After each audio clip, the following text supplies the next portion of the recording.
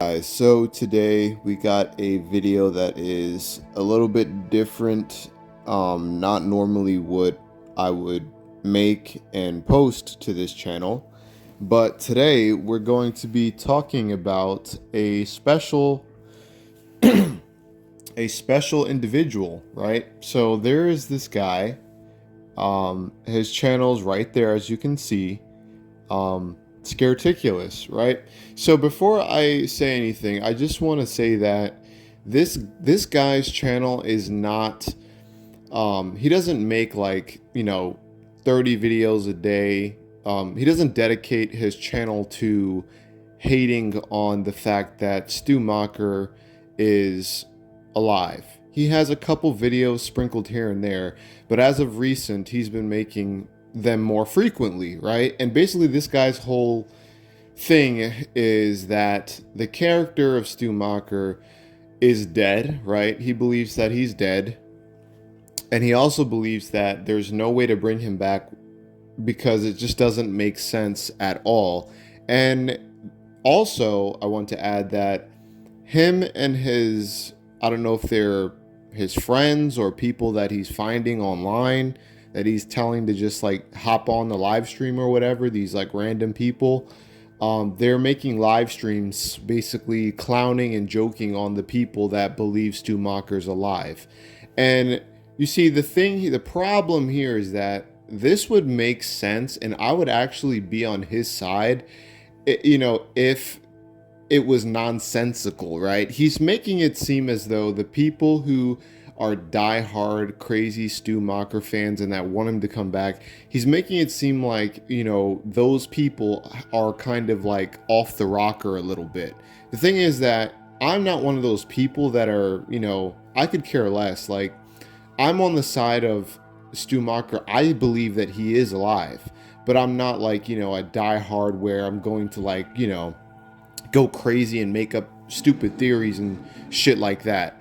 But the thing is that, he's making fun of basically and making fun of people that are very passionate more than me about the whole shit with Stu Macher being alive. And the thing is that those people that are doing that are not pulling that shit out of their ass. Okay? That's what he doesn't understand. That's what you don't understand. Is that the people who actually believe he's alive and the people who are actually kind of going a little bit crazy with it and that are obsessed with this idea, can you really blame those people for fucking believing that shit? Can you actually blame them for making up some of the shit that they make up? I mean, you guys acknowledge on your live stream, or he acknowledges on his live stream, the fact that there is enough clues for you to milk into content to make live videos for the rest of the month with. So if there are that many clues, how could you poke fun at a fan base or a particular, type of, particular part of the fan base when there are so many clues that you can literally milk out for months on end with content?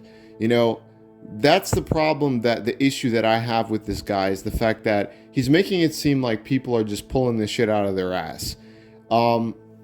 You can say that Scream 5 and 6 are the main proponents as to why this whole movement ramped the fuck up as crazy as it has, because honestly, I think that Scream 5 and 6, I believe that. I think that those movies are the reason why now there's such a large Stu cult online that believes he's alive. At first, there weren't that many people. It was just a small theory, thrown out there or whatever.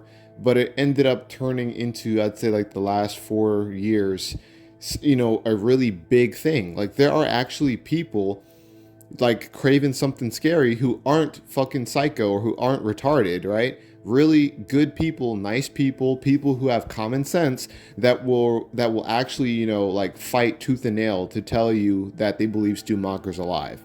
And I don't think that it's warranted to joke and make fun of those people, because look, I'm not, I love joking around and shit. I'm not, a person who's gonna cry and whine over somebody fucking, joking. Everybody jokes with each other and shit like that.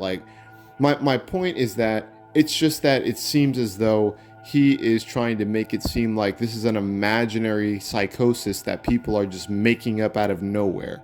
And if that were the case, I'd totally be on his side. But that is not the case, okay? So I kind of want to go into the clues that Stu Macher's alive, but at the same time, I feel like you guys could just go on his channel. He drops almost every clue. I'd say about like 70 to 80% of the clues. He's already talked about them in his fucking live streams and the videos that he's put out. So it's like, dude, you're well aware of the fact that this shit has been going on. The producers, the directors, and the writers, they're very much well aware that the fan base wants this Stu to come back. That's why he was even in the last movie at all, you know? So the thing here is this, right? The actor himself, Matthew Lillard, is still going around, you know, and I don't know if this is a bad thing. This may be a negative thing, but he's going around still. I think there's like 3 videos that came out after the release of Scream 7 where he's telling these people that he believes Stu is alive and that he thinks that he's going to come back in the future to make his in real life physical reveal, like the actual reveal. So he's fueling this shit up, right? The actor. Sure, you could say he's just trying to, you know, he doesn't want to let the fans down. But if this was such a problem, do you really think that Matthew Lillard would still be trying to fuel this shit? You know what I mean? Like, you don't think there maybe is a PR team or somebody talking to him and telling him, hey, you know, like, Stu's dead. Don't try to egg this on anymore. Or it's like, it just, to me, it doesn't make sense how we can make fun of people for, you know, believing heavy that he's alive when the actor himself believes and is one of those fucking people. Like, Matthew Lillard is one of those fucking people that Scareticulus is talking about and making fun of, by the way. Like, Matthew Lillard is one of those people that he's making fun of. He doesn't like horror films like that, but he's very obsessed with the character just as much as the cult of Stu fan base is out there. He's literally carrying that fan base on his back with, you know, going around telling people that he's still alive and shit like that.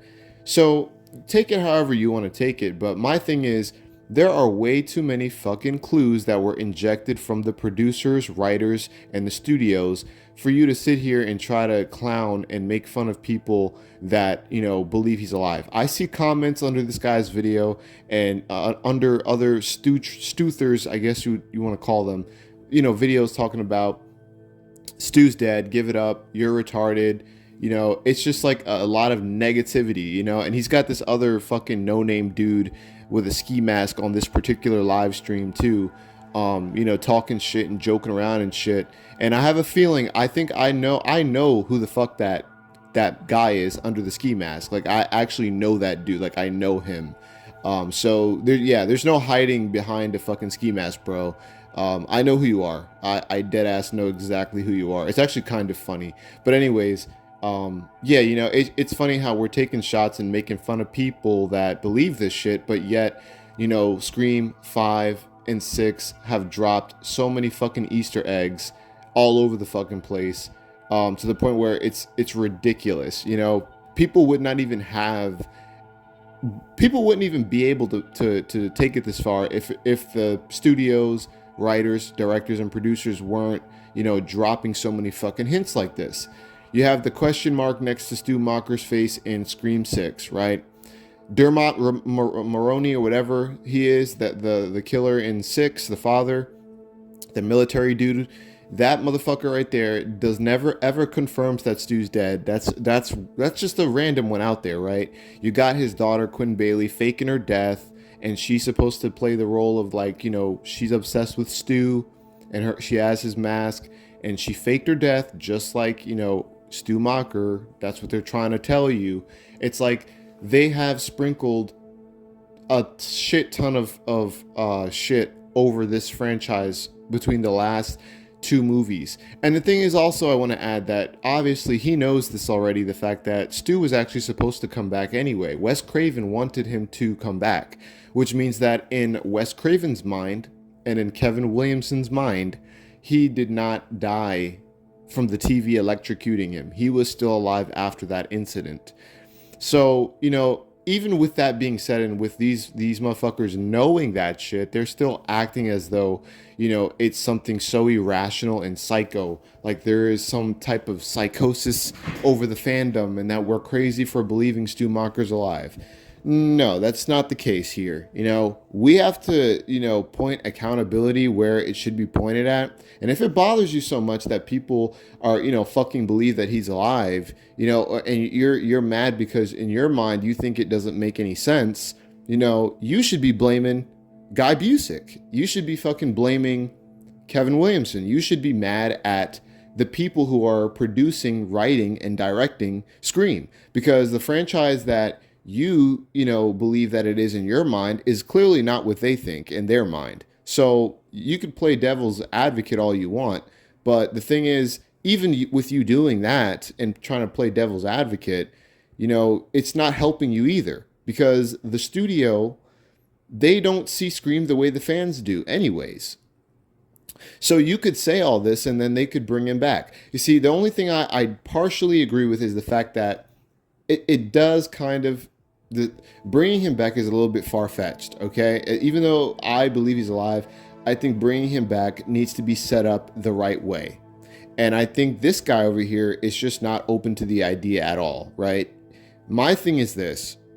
If you get a good director, Christopher Landon, you get a good writer, or you get a team of writers, 3 writers, or 2 writers, I would say 3. Make the movie. Don't make the movie, learn from all the mistakes that 7 made. Don't make it a fucking Tubi TV throwaway film. Maybe they can get radio silence. They listen to the fans. They're always on the Reddit. They're always on YouTube. They're very much tapped into what the fans want. They can narratively make a decent film that, focuses on the character of Stu Macher enough to where it makes sense that he is alive, right?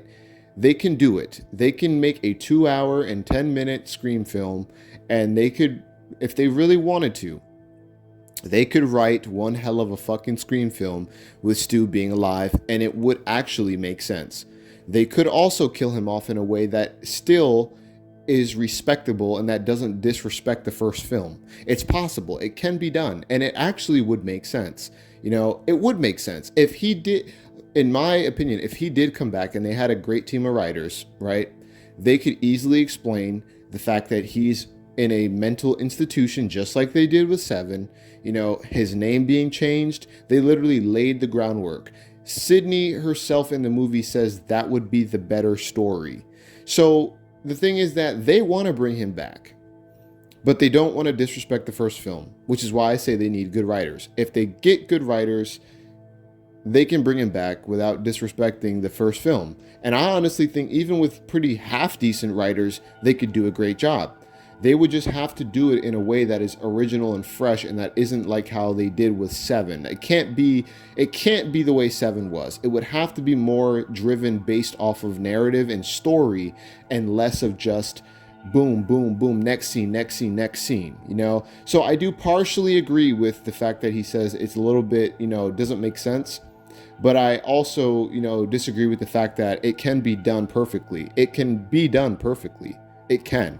And it can make sense. And it also has the potential to not only, be a great addition to the films, but to not disrespect the first film. Because I get it. They're afraid that they're going to, tarnish the first film, which you're not. You're not. The original plan was for him to be alive. They dropped a shit ton of hints throughout the last 2 to 3 movies. They dropped hints all over the fucking place. The actor himself is, there's too much backing the idea and the theory for you to sit there and joke about it and, act like people are just out of their fucking membrane. There's too much backing, and he knows that. This guy knows.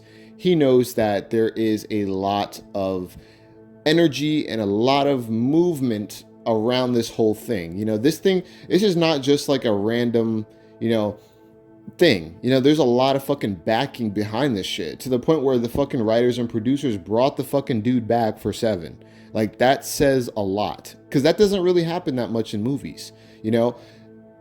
I know that there's some people out there who take it too far. They're making up shit like, the Leslie Macher thing, and talking about Stu's rich parents. But you have to understand something too with the whole Stu's rich parents thing, right?